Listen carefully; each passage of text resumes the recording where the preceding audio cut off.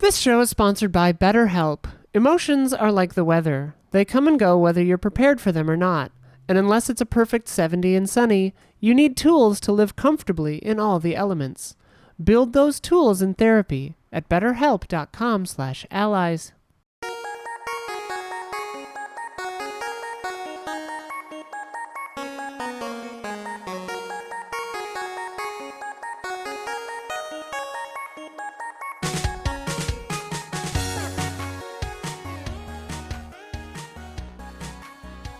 Hello, welcome to the Easy Allies podcast. I'm Daniel Bloodworth, coming to you from Los Angeles, California. This week, I am joined by Bradley Ellis. Hello. Michael Huber. Yo. Michael Damiani. How's it going? And over there in the control room, making everything happen, we've got Isla Hink. Hey, baby! Don Casanova over there farming clicks. He's farming clicks Yes. right now. Too hard to pay attention. Cookie clicker. And resident scaredy cat, Gabby Montoot. Oh, she waves.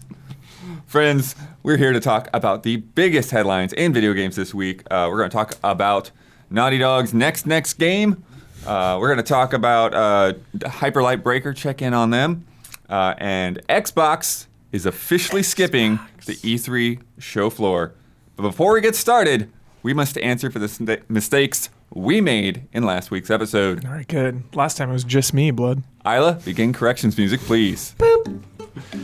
Brad, no real dig on you because this thing has been memed to high heavens and even had at least one song made over it. Mm-hmm. But Todd Howard's famous "It Just Works" line was not originally made in regards to Fallout 76. It goes back to Fallout 4. Oh, okay. When he was showing off the settlement building and like connecting wires to generators and all that stuff. A terrible part of that game. That also did not just work. Just works. You know what, Blood? I stand by him. It's the wrong game.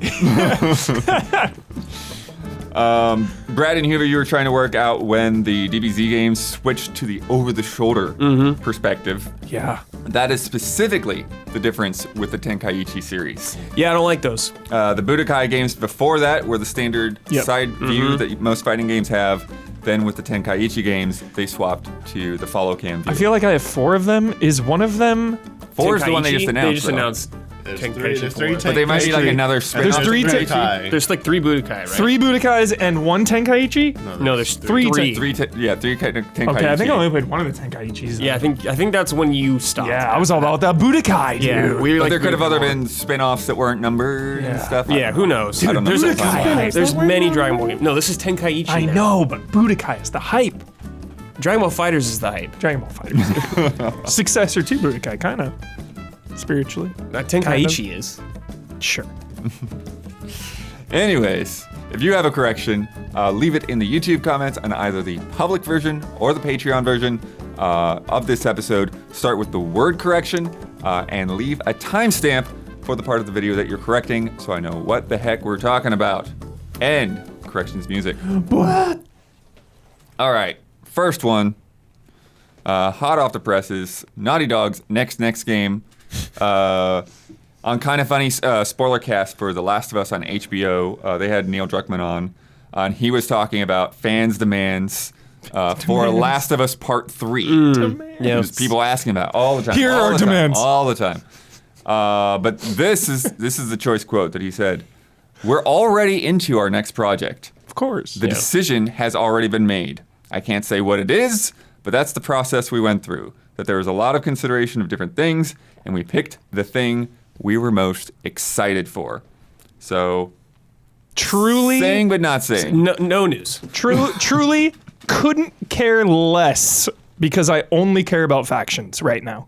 Like Okay. we're already talking about like game, like they're factions. Like We haven't even seen the game we yet. haven't even seen it yet, and we're He talking kind of about like soft down corrected the them line. on that. He like they called it Factions 2, and he was like, Yeah. oh yeah, the multiplayer game. Yeah, it's not gonna be called factions, of course. It's gonna be Last of Us : something or Last of Us something. But that's I don't have time to think about that shit like way down the line. Yeah. Well, he was talking too though about, you know, how since he's not as like directly involved in the same way, that like he's more of a production role, that like just the difference of, you know, kind of like checking in on them from a distance. Oh, and seeing sure, that yeah. thing evolve. It's like, yeah, you know, like they're making the decisions and I'm not, and you know, it's, you know, fascinating to get an update and see where the game's going. Yeah. Nice. Interesting.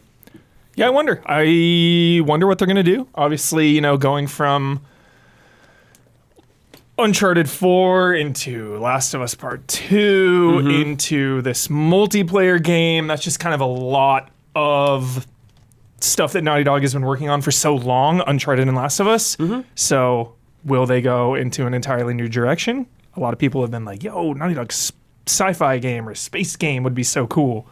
It would make sense for them to take a beat before getting back to Last of Us Part 3, especially with the multiplayer game coming out that can keep the franchise relevant for many years to come. Because that thing will just keep living and living. And there's that fascinating part, you know, that they were talking about. Like, even though it's a multiplayer game, it's still going to have story going in there. It's still going to expand on that universe. Like, how ambitious are we getting? Are we going to follow this story for years and have it lead directly into Part 3 someday? Ooh. Like, we don't know. Like the It's a cool idea, Walking actually. Dead 400 days thing. Yeah. Between, they just call it factions, the Last of Us story. Seriously.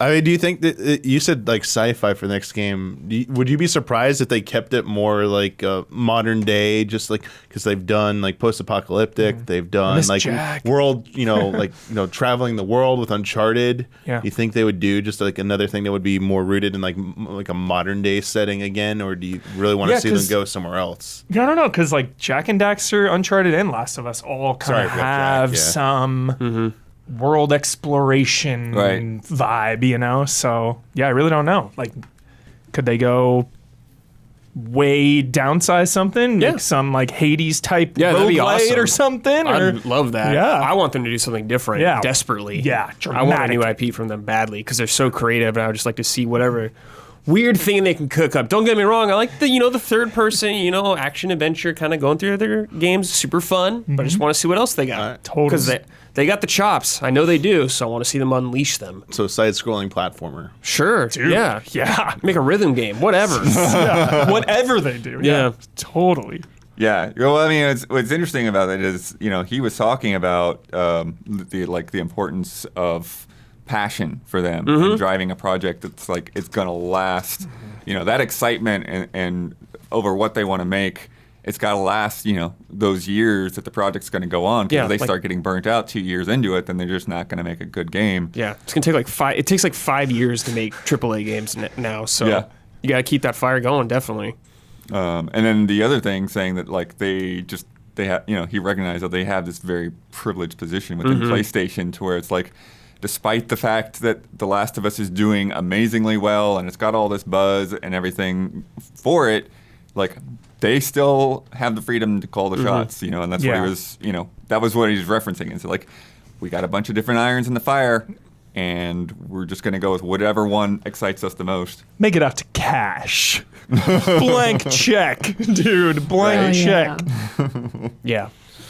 I mean, it'd be kind of nice to see them, not go with like what is already being so successful, and having, as you said, that authority to be able to do that. Because, you would.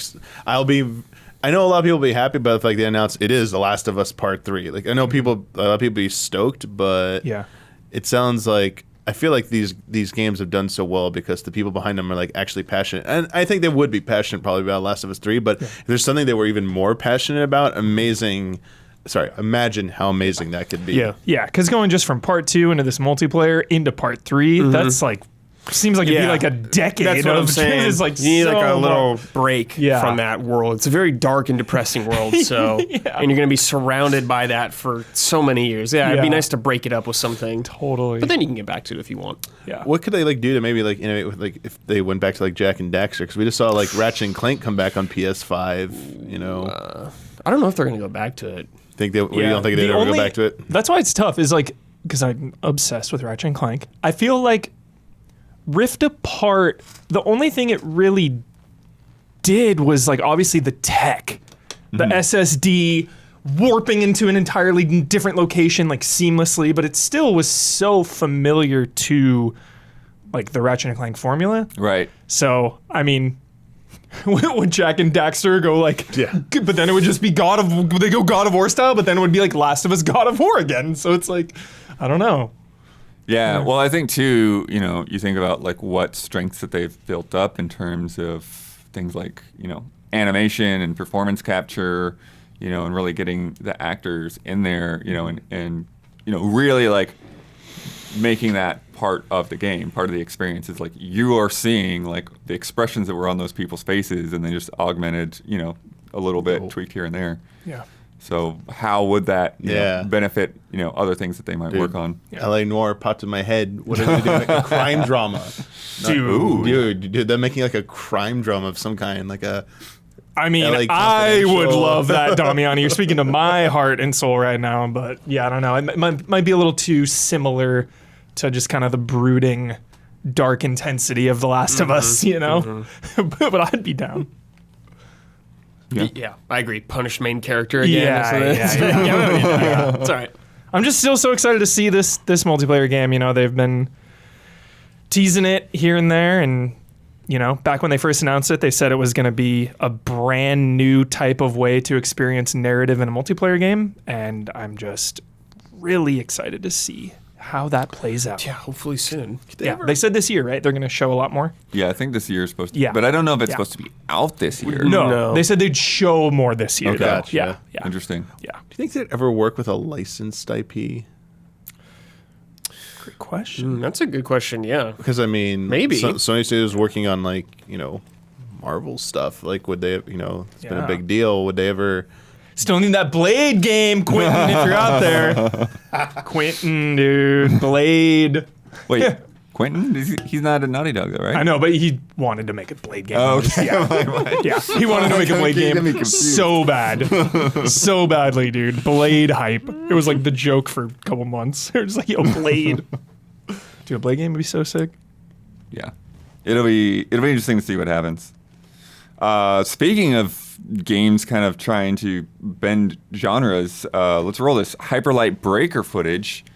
They put out a gameplay reveal trailer this week. And if you're familiar with Hyperlight Drifter and you hadn't seen this before, this is, a bit of a turn. We went from a top-down 2D retro 16-bit kind of game to now a behind the character third-person action adventure, open world roguelite. What a long explanation of that game type. Yeah. All the genres. It's all here. But it's got a lot going on. They did Solar Ash in between, which was more more predefined in the way it worked. But there's a lot of similar aesthetics in here. A lot of the color scheme and a lot of like characters wearing masks and all that. One difference between both games is the characters in this have tails for some reason. But we've got a mix still of guns and melee weapons. So we see the swords coming back. We see dashes coming back. We see like big hammers. We see bigger kind of like Gatling gun style things. We see some arena boss kind of things, Yeah, as well as some big werewolf freak with a blade. Yeah, some guys like shooting out like bullet hell Returnal style stuff. Nice. This, Shout out Blood Returnal. yeah. Shout out, dude. But and then you get a little bit of a tease, early access coming in the fall. Yeah. To see how this works, because it's multiplayer as well. But kind of the crazy thing about this is the roguelite open world nature of this. Yeah. And this kind of just changed. And NoClip did a documentary last month.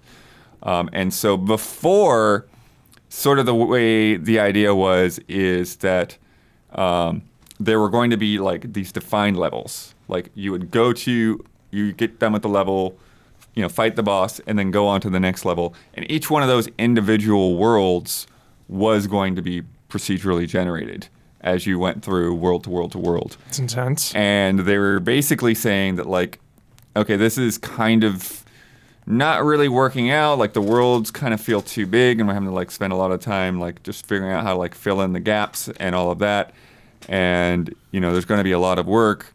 And then in the process, they have basically wound up going back to some like their original concepts for this, and rather than it being segmented stage by stage by stage, it's going to be one contiguous open world. So like all of those things that were previously separate stages are now islands Got it. that you can go to.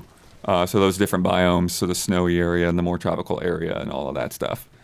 But when you die, the whole thing resets. Jeez. So even though they're like the same types of environments, the actual map layout changes. That's cool. It's a cool idea. Yeah. I like it. So that's why it says infinite open worlds, I Yeah. guess. Yeah, because every time you die, it's full reset on the world generation. Live, die, repeat. Edge of Tomorrow, bro. Shout out. Shout out. So it's basically Returnal. Kind of, except the difference between this and something like Returnal is that like Returnal still has like a lot of like rooms that you get familiar with. Yeah. Yeah. And like The layout, yeah. yeah, and then there's just the way the rooms stitch together that changes, and like this is like no, like the actual, map layout is fully transforming. I'm sure some structures will be familiar though. Like you'll see some buildings, you'll be like, okay, I know there's a door on this side of it, kind of thing like that. I think that's just inevitable with these types of games. The thing about Returnal that made it great to me though is just the feeling and the gameplay of it. Yeah. And then that's going to be a big test for me for this game, is just see how it feels. That's going to be what will keep me interested in this game the most. Smooth like butter. Yeah. I've liked the feel of both of their original games. I know some people have found Hyper Light Drifter to be pretty hard with sure. some of this stuff, but I do think that the combat and the action was very tight, and so hopefully that continues. And you do see, like slash, dash out of the way, pull out the gun, Yeah, and- combat looks cool in that trailer. Yeah, and sure. then you also have like these kind of like hoverboards to skate around the open world and the glider and stuff like that. One of the things that they really get into in the no clip, which I watched about the first like 2/3 of, is like you're saying, is like making these maps work, like basically the process of making that procedural generation of like trying to design, but then like it's all sort of like mathematically based. Yeah. And so like, figuring out like how to get the computer to know where to put the decorations and Right. like, the statues, and they're like, okay, well this area, like, they want like beaches so that there's like clear ramp ups, good lines of sight, and just like having that gameplay flow throughout. So it's all really fascinating. And then they even like get into like talking to the publisher and like them having to explain that. It's like, hey, we need more time because we just changed the entire design of this game. And then also like having to like delay milestones because of just like people getting sick and having personal issues and totally. stuff like that. With a smaller team, it's like Yeah. like eventually like those programmers being out catches up to you. Yeah. I can imagine. Especially with something this ambitious. Like, that's a pretty high concept. Yeah, but like what questions do you have for stuff like this? Like, what are you wanting to see for something that's kind of ambitious? Definitely just like the progression. Like, what does dying entail? What do you carry over from run to run? How does multiplayer affect balance? Yeah, What I'm are really the curious bosses about like? the multiplayer. Yeah. Like, yeah. What's the loot like? How do you get loot? Yeah. All the that's super important for a game like that. standard- Yeah. Yeah, I think seeing those different weapons is interesting. Yeah. I'm curious, like, aside from fighting bosses, like, what are the else? goals of, what are you Yeah. getting out of each of those different zones? Like, are you, like Damiani, we were talking earlier this week, like upgrading abilities and stuff like that? Like what kind of potential there is there? Yeah, what would you get like that's like permanent? Like, do you, because in like other non 3D ones, like even like Rogue Legacy 2, like it's like you could just skip past that part once you like be in the boss. Like you, like that's one of the rewards you can earn. Yeah. Is like, but with this an open world, like, are you always like which biomes you go through? Like, is that even like when you die, like, is there any rhyme or reason to which one you should go to first? Or if you do, like, if there's like a final boss in one of those areas, like, they what stay dead or what is something? like, what is the payoff for that? Like, do you, into Huber's question about like, do you get like something permanently unlockable, or whether it's like gear or something, or is it like, do you affect that zone in some other way? Like, I don't know, but like it being just like this giant 3D environment, just kind of like ups those stakes, because it's good to see them tackle something that's much more ambitious like this, because I feel like when I see a top-down or side-scroller and you say roguelite, I feel like at this point for me, it's a little played out. There's so many good ones out there. I see something like this, and this doesn't feel very common yet. Right. So I think this is Ahead of the definitely curve. grabbing a lot. It's going to more easily grab people's attention, and I think it has a lot of the the visual similarities to other games where people might just ignore, like, oh, roguelike, whatever. I see cool combat. I see nice, beautiful 3D environments. I see gliding at one point. I saw that in Breath of the Wild. That's fun. Or it looks like Fortnite to me. Like, I'll do that. So I think they have a lot going on with this. Yeah. For sure. Yeah, and one of the things to me that's that's encouraging about the way that they're talking about it is, with the previous iteration on the design and having the separate levels, it just felt like almost like it was like, oh, this is going to be drag because it's going to take us a long time to just get everything right with this level, and then we basically have to start all over with the next level. And it just, and they're saying that, like, since they've shifted things over, it's like, oh, like, it's just starting to click. Like, now the game is sort of leading us to what it needs to be. Yeah. I think a wild guess would be, I think traversal mechanics might be the permanent unlockables. I think how you get around these environments, being able to get around faster might be the Beat a thing. boss, get the glider. Like the glider, or like faster shield surf, whatever they were doing on there, like gliding. And, Yeah, and that stuff. looks sick. That one seems like that's one of your basic tools. But yeah, a big open world game, getting around. Fast travel, that's usually a staple. I don't think they'd probably give you fast travel in this. So maybe some other type of traversal mechanism is going to be one of the main sticking points. Yeah, and it's hard too because it's like, okay, like we see some shots of them in game, and then I've seen like the development things of like, here's the full map, but like also like wrapping my head around is like, okay, well, how large are each of like these kind of like island zones? It's like, how much time would it take you to cross from one side to the other? Because it sounds like individually they're not as big as the previous levels were, but still pretty large. Another concern a concern I would have about this is with 3D environments, it might be.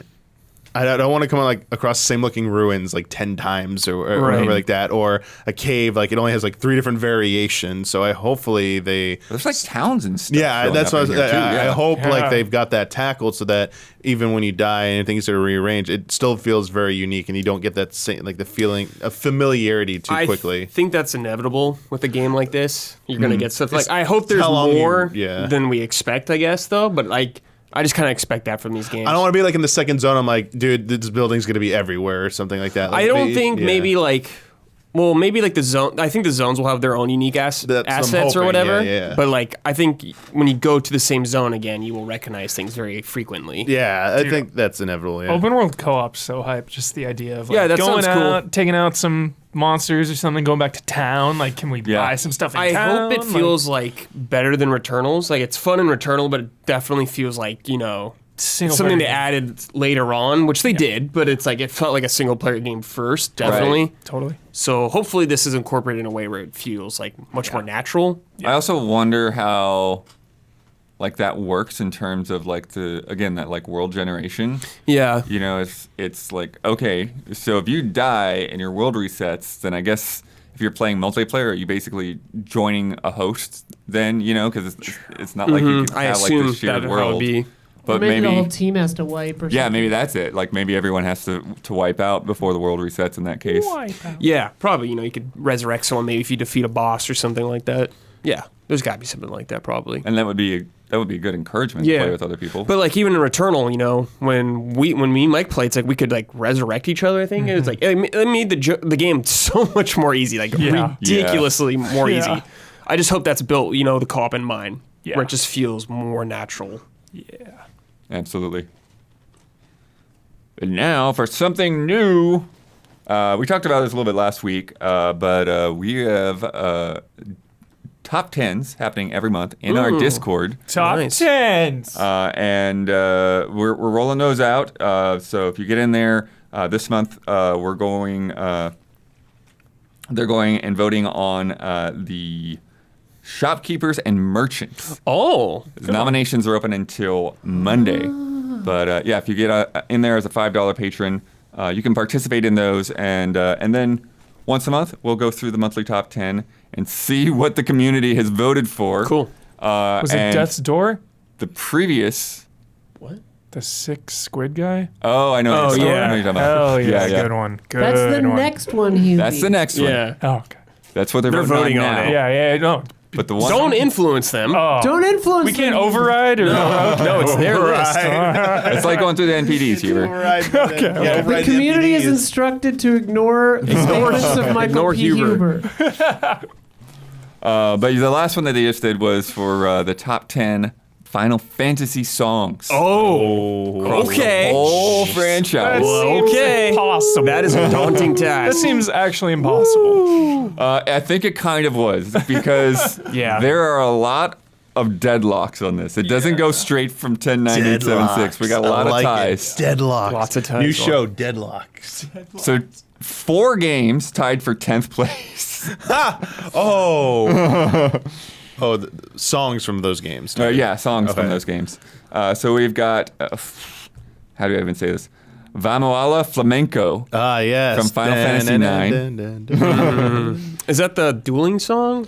What song is I that? mean, I've only heard it in Final Fantasy 14, but Oh. it's the dancer music in 14 in the Oh, quest. okay. It's like dun dun dun dun dun dun dun dun Yeah. dun dun dun Oh, dun dun that- dun okay. dun Remix, dun. remix, remix. That's not gonna get flagged. I suck at singing.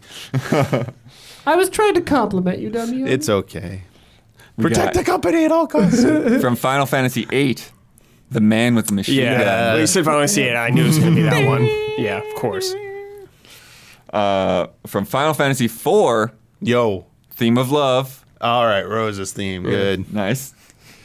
Final Fantasy VI. I'm a little hurt that this one's this far down.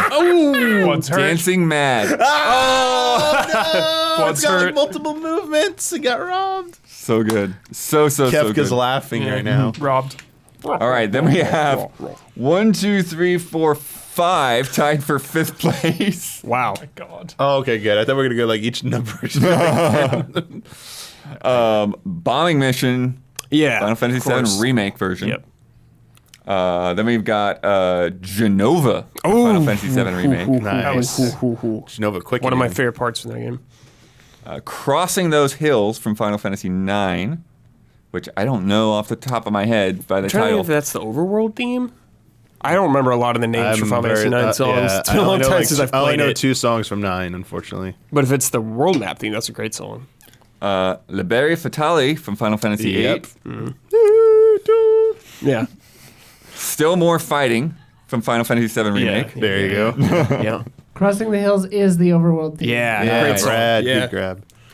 All right, now 4th place, Besaid Island. Yo! From Final Fantasy X, Damiani. Good Getting little 10 nods for tunes. Damiani. Yeah. Tell me, I please. approve. That is the most chill, jolly, Yeah. like, relaxing Yeah, music. it is, man. dude, Go, for if I sure. go, like, if I go to next vacation, tropical beach, I'm playing that there. I'm gonna sit on the beach for like all day with that music Hell yeah. playing. Bring your Blitzball. 3rd place, Melodies of Life, Final Yes. Fantasy IX. Nine. That's A lot one of 9 song I know. representation, yeah. Yep. And then tied for 1st, Oh, there's a Prelude. tie.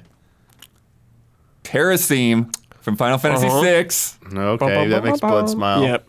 and To Xanarkand Yo. from Final Fantasy X. Wait, they didn't have One Wing Angel on any of this? Oh no! Here we One go. Ringed Angel is down at 14th. Brad. Okay. Is it Prelude? Yeah. Where's Prelude at? A Prelude. Where the fuck's Well, I mean, Prelude? It is Prelude. Where the fuck is There's Prelude? I'm multiple. offended. Yo, patrons. I'm walking out. You messed up. I'm walking out. You messed up. It's not on there by name. Leave the Hubert. That is It's not even on there. disgusting. Leave the Discord. That is actually disgusting. I'm It goes down to like sickened. 35th place. I and am it's not on sickened. there. Wow. No. Prelude was not nominated. Because there's so many renditions of it, they don't respect it. Yep. That's just blatant disrespect. It's interesting for me for Terra's Theme getting a nod above Dancing Mad because I'm definitely Well, that's Higher on the world Dancing map Man. theme too, isn't it? yeah, early world map stuff. It's a song you hear a lot. It's a great yeah, song. It's a leitmotif in that Yeah. theme. Yeah.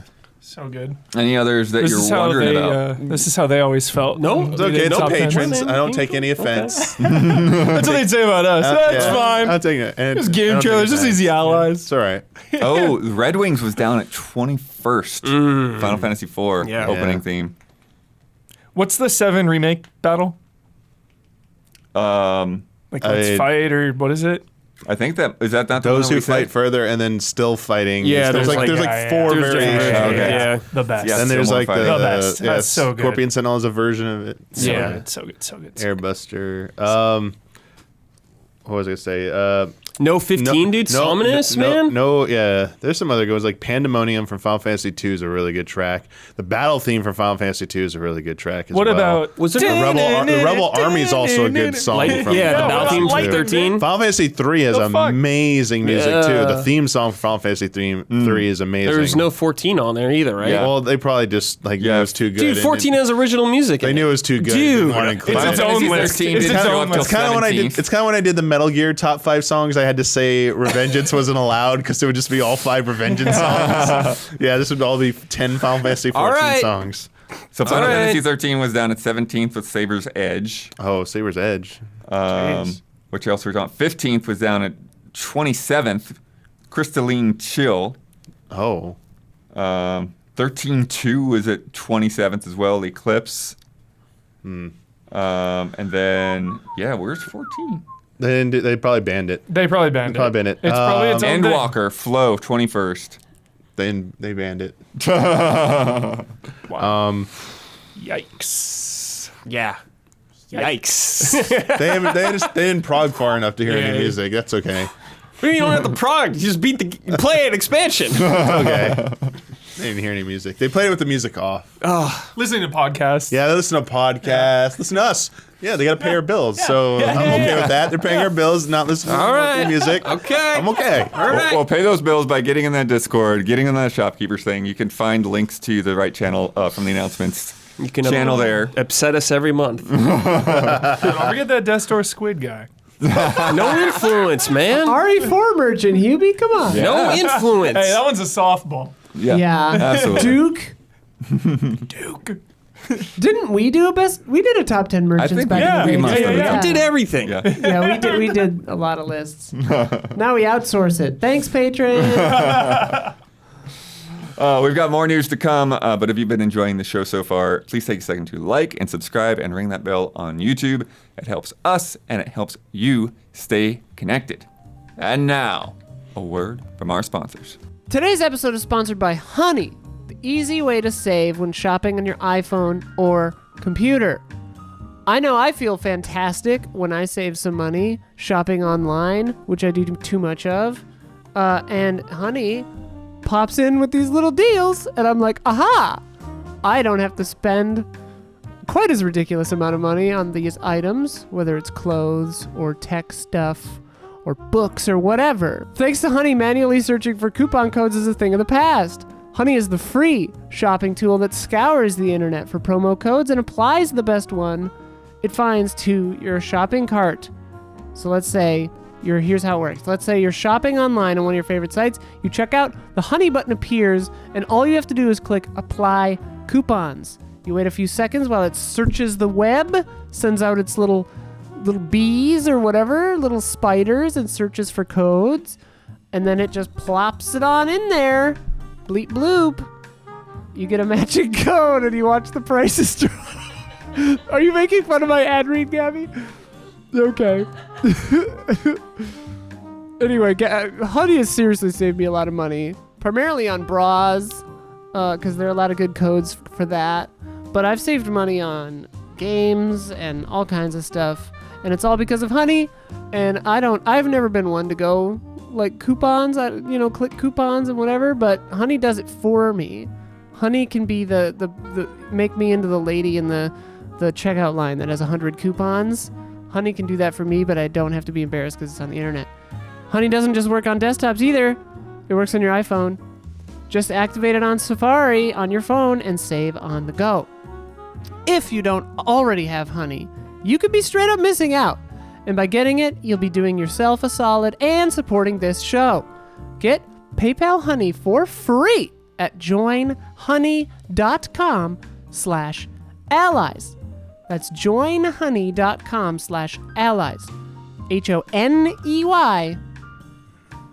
Joinhoney.com/allies. Check it out. Do your financial goals feel out of reach? They don't have to be.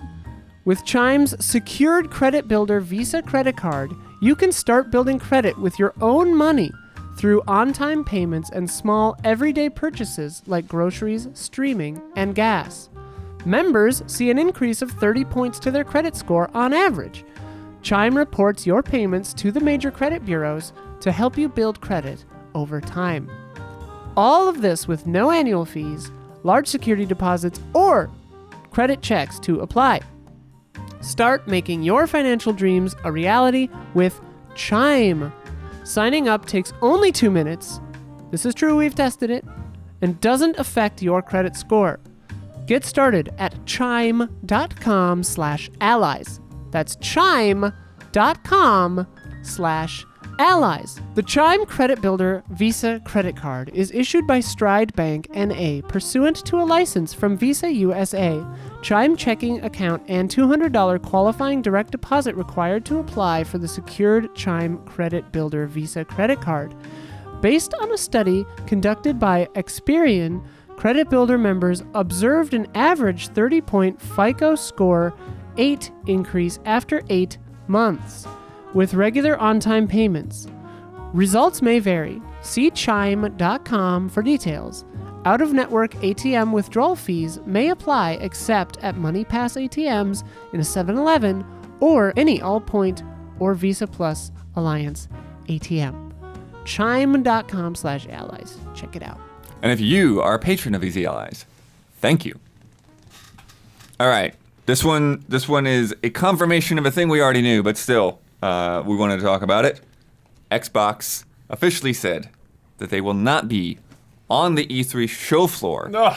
However, their showcase, their press conference, is going to be part of E3's digital stream. Yes. So It is. they are I didn't know participating, this. but soft participating. Yeah. Soft participation. Yeah, I like it. The Xbox and Bethesda showcase So- presented by E3. I like it. Does this mean they're gonna have games at like the Microsoft Theater then? I know, because that was still officially part of E3. But it's not on E3 grounds, though. It's not on the convention Yeah. center. Well, E3 ground. well, you know what? They might still. The sacred ground. Maybe they You still can't will. cross. I don't know. You know what it's like when you're off the ground. It's a whole different vibe. It is. When you're off the E3 estate, Bring some different. salt. That's like where Devolver hangs out, dude. Yeah, I don't. That's a I good question, feel bro, because like they might still have some kind of Would in-person be thing. splendid if they did. You got some games to show off now. Finally, you got Starfield. Get it out there. Get people playing that game. Get people talking. You need that momentum, baby. This is the time. Sell that Starfield. Yeah, well, they're having a Sell whole it to me. separate thing. Sell it to Starfield. Huber. Sell it. I know they're doing like a whole Sell the bonds. like a whole show thing, but like Direct. gotta play that thing, man. You gotta feel how it feels. Maybe Yeah. I don't want you to play it though. A little nervous. My first question is, how does that announcement affect Keighley's Summer Game Fest? Or does it at all? I don't know that it does. Yeah, I don't think it does. Okay. Yeah, because It just makes Keighley feel better, probably though. I think Because it's anything. more of an industry. He just likes seeing E3 get Anything they would have stumped. done with Summer Game Fest would have been probably just like an extra like little pitch to like, hey, here's this, but come watch our thing on Sunday. Yeah. So Got it. if they're gonna fill, I mean they're gonna fill 2 hours easy. Yeah. Okay. Blood, if they do their own thing on like at the theater or whatever, like they've done before, Yeah. why not just do it at E3 if you're gonna do that? I Right. guess. Well, that's why I think because that's. But why I mean, think, they've done that before when they should have just been at E3. But that's the thing. It's like kinda- they were technically at E3. You Yeah. just had to pass In out of name security. only. Yeah. It's got to be some kind of monetary. Well, I mean, it makes Something. it makes me think they're gonna do the thing that we've always been saying. Like instead of renting a big stage and doing a whole big Yeah. show, they'll just do a direct like Yeah. Yeah. Nintendo at E3, Save a couple mil. and then not build a giant thing. Although the pricing for booths is like not insane. It was Yeah, like they've $30 changed all of that per stuff. Yeah. square foot or something like that. They could potentially also want to charge their own tickets or already had it booked to be their own event. And like, it's like, okay, it's too late to Or- join E3 now because all, our ticketing's already taken care of. That's very true. Actually, that could be. I mean, that's probably the more realistic thing. The other thing is they just be like releasing all there's released E3 demos digitally, like limited time demos. They go that route. They There's try been a it. lot more demos in the past couple of years. Yeah. Demos only on Game Pass. Sign up. There you go. Straight You up. gotta pay. There you Sign go. up. Or they sell an E3 like a digital ticket for that week, where it's like these demos only available this week, but you gotta pay a fee or something. Isla, I'm very curious if you have those numbers or information. $30 a square foot or something. Yeah, that's what it is for E3 this for year. E3 this year. Do we know what it was I pre-pandemic? want to say I do it wasn't not. necessarily public knowledge, but it's probably Yeah, out okay. there. I don't Because think it I was. love that information. Yeah, the budgets. Love the Yes, budget yes. information. Definitely. Yes. Millions of dollars. Yeah, well, and I think they also said that like part of E3 is going to be like business only, even during the public days. Like there's just going to be parts where the public just doesn't get to go over here. So it'll be interesting to see whether that means people will be like doubling up booths, like they'll have the big showy public booth and then just the business area, or which Ubisoft has done in the past, Right. Yeah. or how that's going to be handled. And I think they also were talking about they're going to have just like sort of like a meeting space for like the guys with laptops to just like, okay, we're just going to go over here, Yeah. All right, My an- demo. An article from Destructoid from 10 years ago, 10 years ago. quoting. Little dated, but cool. Yeah. Well, I mean, this is back when E3 was relevant, right? 600 square foot space cost $30,000. Another $30,000 to build a booth, and then $40,000 toward E3 fees and other needs. As for the booth itself, this specific team was quoted 80,000. Yeah, so like this one team they talked to, it cost $100,000. $100,000. For probably a all small to told. mid-size. 600 square foot booth, and like Okay. internet. Where they get you though is like, even now it's like $30 per square foot, which is like attainable. It's like $1,000 for 300 whatever. But like, who knows how much internet costs? Like Yeah. sometimes on Yeah, the that's show right. floors, Yeah. internet is $20,000 for like Right. 10 Security. megabit. Cuckoo banana pants. Cuckoo banana pants for real. So we know for sure that Nintendo's out. We know for sure that Xbox is out. I don't know for sure if Sony has said. They haven't officially said anything. The assumption would be that they would be Yeah, out. They were Insiders were already saying out. that Sony was doing something in June, but it was their own thing. It Yeah, wouldn't that's what be a I part assume. of it. I don't think they'd be there. They're going to Yeah. release Last of Us multiplayer beta. the rumor was Jeff Grubb, some person said it who's reputable. Yeah, they had said that they were out. that yeah. there was a PlayStation showcase planned for last fall, got pushed back because of some delays with some projects, and now they're going to do it in June or sometime in the summer. So there'll be a Good grief. PlayStation showcase. Should I remake too? But you mean- Rebirth? Yep. You mean? Yeah. So they that- could Oh. rather- Do you It's mean like- showcase Johnny Should I Unitas Rebirth? in person or So showcase? PlayStation Showcase is like their big thing. There's the state of play. So like a big it's state of play. first State of party play is a state of play. smaller Got it. scale. Yeah. Yeah, this It's is like like the big first big- party. That's like the biggest thing. the one we announcements. got before Yeah. PS5 They came do out. one like a year, basically. Yeah. Okay. Yeah. Well, I don't think we even got one last year. We might not. They've been have, very quiet but recently. yeah, this is like big deal one. Yeah. Nice. So hopefully we'll see it's increased. You'll probably see Spider-Man an update supposedly to, coming. Factions there. Hopefully, That'll yeah. probably be your factions update. Yeah. Spider-Man. Spider-Man will Rebirth, probably be there. Spider-Man. Probably not Wolverine. No, Probably not no. Wolverine. Maybe not next year Wolverine. Yeah, next for that year. game. I mean, I feel I don't. And I was just glancing over this earlier. What? Ueda's game. Fumito. Fumito Ueda? Yeah. He's with Epic, I think. Okay. I forget. Yeah, the next game yeah, is it's with Epic. Yeah, Sorry. so- But it could That still could be, show up. It still could be heavily Yeah, promoted totally. as a PlayStation thing. Maybe Yeah. more Death Stranding 2 update. Death Stranding 2 is a That lot. sounds like a good But idea. that's a Keeley joint. That's a Keeley joint for sure. That's a Keeley Double joint. dip. 100%. Double dip. Double dip. Double dip. Double Kojima, dip. like- Kojima does this he double likes, he trailer. likes the Double dip. saturation, dude. Double dip. Do you see that sweater photo the other day? Sweater photo? With Keeley and Keeley and Kojima. Oh, yes, I saw that. Yeah, look at that. Yeah, we're just hanging out. Here's my buddy. No biggie. It's my podcast every other week. Just get him to sign the ink right there. For Yeah. That, Death Stranding. That DS2 right official there. trailer 2.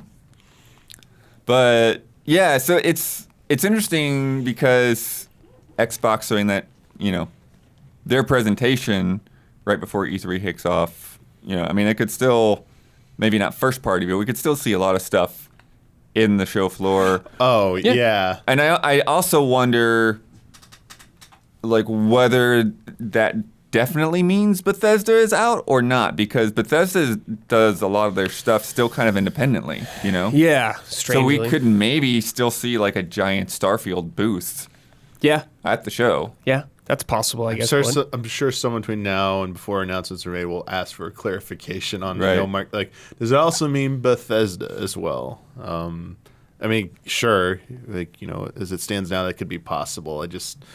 My gut says probably no. And it seems like they're just like when they say no Microsoft, it means like they're all gonna do the same thing for that. They're gonna follow the same procedure.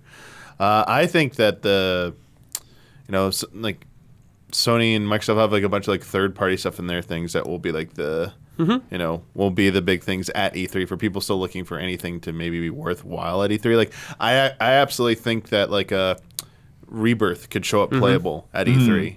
I think that could be like a big draw. So like when we say no Sony, like sure, there's no Sony booth. They have no like thing that's branded as E3. But if Square Enix is going and they have their booth, then it's like 16 will probably be playable there and stuff. Yeah, too. when is 16 out again? 22nd. Yeah, so like I imagine 16 is if definitely they have a what they're double, pushing. if they have Yeah. a 16 and Rebirth section, that's I right don't there. think they're going to do that. I think they're going to be all in on 16. 16, I agree. probably Rebirth after that. I think you agree. got both. Dude, I mean, why are yeah, you doing this to me, Donnie? Because I mean, why are you 7 doing remake this? was playable at the same point and same point, like actually a little earlier in the lifespan before it was going to come out. If it's winter, I mean that's like roughly the 6 to 9 month mark there. Right. But they didn't have like 7 remake and 15 at the same show, did they? No, they had something else there, but they have the space for it. They do have this. They had Avengers as well that year. Yeah. They have- Sure, but that's a whole other thing. I don't think it was even But playable there. It no. wasn't, but like they get a Square Enix is a big booth. I think they could divide it into half. I think they could have half for 16 and half for Rebirth. That's all they even need to bring there. They don't have to have anything else. They're going to put their NFT game in there. What do you mean? Oh no, that's gonna be behind closed doors. Hopefully, That's all the interviews are for that one. Hopefully, a new Life is Strange. I know they're working on Expanse. Tech 9 right. is, but hopefully, we'll see. That's what I want. Square Enix, let's go. Square Enix isn't doing Expanse, are they? Isn't that Telltale or? Deck 9. Who's Oh, like, Deck 9 is doing Expanse. Yeah. Got it. And I Really? assume Deck 9 would do. I'm getting all mixed up on that project. I know. I assume Deck 9 would do the next Life is Strange, Square Enix. So hopefully. But yeah. Bringing it down, Damiani. We're not playing Rebirth this year. Speaking of Mania. Speaking of bringing it's it not even down. out this year. So remember last week we were talking about last year's Xbox showcase, right? And everything 12 months check-in, right? Yeah. So this week, one of those games got pushed out of the 12 months. Oh yeah. Lightyear Frontier was just pushed. The early access was going to be this spring. Now there's like, you need more time. Breaking promises. No. the dominoes begin. begins. Yeah. The promise undone. I don't think doing they'll never show another release graphic. window promises is a good idea for stuff like that. 'Cause Yeah. things change all the time in development. Things happen. So Yeah. We understand. we understand, but like yeah. I don't think it's a good idea to Yeah. do that. Because like another misstep. It seems Another like to some misstep. people. Because it felt like when they said that, they were in a desperate spot. To They me, needed to announce when- all these games coming out. They were Yeah. desperate, and they made those promises. To me, when they did it, it felt like confidence. Yeah. But now it's in desperation. retrospect, it's just like, damn. Yeah. Now I'm not as confident in them. But Sure. yeah, I don't know. Just don't do that. Just don't do do it. Don't release do it. window things like that. Unless you're 100% sure. I revised my previous statement. Okay. Rebirth and Kingdom Hearts 4 will be behind closed doors demonstrated. Oh, okay. And I'm going to both. This can happen. This can happen. This can happen. I convinced Deaver. All right. 100%. I just am with Bloodworth because like they're all in on 16, you know? Yeah. They're just That all in That's on right. that. I'll give them the whole space for 16. Yeah. They're gonna recreate one of the like freaking like icons or whatever right there, like a giant like Titan or Garuda or whatever. They're gonna have a free. They're gonna have. That's gonna be half the You're gonna booth. take your photo with it. They're just gonna Dude, take you're gonna over. get on it. Take your photo with One it. on either side. Yeah. Dude. I think behind closed doors is very possible. Yeah. There you go. Who's gonna have to take that symbiogenesis appointment? If it's the cost Blood? Yeah, if of it's the getting cost, dude, access, bro, I will do we'll it. all No- go to it together. Yeah. Symbiogenesis. That's their NFT. That's the game. thing. 10,000 10,000 NFTs or whatever. And yeah. Yeah, I don't even pay attention to that. You don't need to. You don't need to.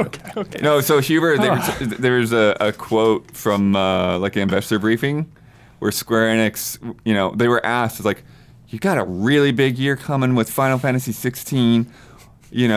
Are you worried that next year's profits are going to have a slump because this year's going to be too big? And they're like, no, don't worry. We got NFTs coming next year. Oh my god. Got it. That's dark. That is dark. Yeah, you didn't mention Final Fantasy 7 Rebirth. You don't mention Kingdom Hearts 4. Yeah, we got the NFTs. NFTs. Holy shit. Can't believe people are still chasing that. But, hey. Well, he's getting out of there. That CEO. He's getting kicked out. Right. I mean, I don't know if that's a good thing, though. We don't know yet, Damiani. All we can do is hope. I feel like the new person, supposedly, having been there not long, might just be a yes man person. Oh, no. So Oh, no. things could Corporate suit. Could be worse. The board might have more control at that point. So, Oh, no. Like, not counted as a blessing just yet. Yikes. We'll see. Square Enix, dude. We're watching you. Dude, I've been watching you for a long time. You're on. Yeah, always Long watching. time.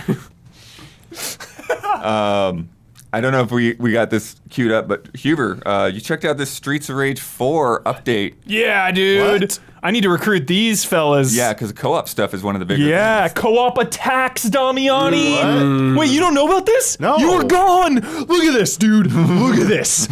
Look at this. More than 300 improvements. 300 Damiani. balance changes, new free update, new co-op moves. You can now modify Mr. X's Nightmare, the roguelite mode we our love. mode, our mode. Yeah, our mode, exactly.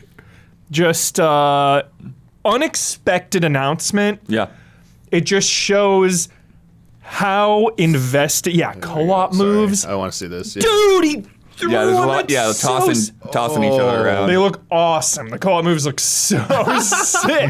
Yes. As a fan, not only of Streets of Rage, but of Streets of Rage 4, this is like the best thing that can happen when you think they're done supporting a game. They just come out with an awesome free update that probably took a ton of work. Yeah. I mean, there's new mechanics and just a bunch of balance changes in there, and it shows me how confident they are and how committed they are to the future of Streets of Rage. Like, all eyes now, Streets of Rage 5, when? Yeah, it feels like inevitable. Yeah, Right. when? No, it's true. Yeah. Yeah. One of the things you did mention, the training mode, they got it so that you can add characters to teams for CPU versus CPU matches. So you can like watch. Here we go. Here we them go. after each other. Here we go. Here. Wait, Yeah. when's this out? It's already It's out. He played it already. He already out. streamed it. it that day immediately. Let's But go. we need to stream co-op. 'cause Yeah, the we haven't done co-op modes. yet, so we still got to stream it one more time. Easy X. We got to bump something now, right? Something's getting bumped. We're bumping something, right? Something's getting bumped. Yeah. Hell yeah. Oops.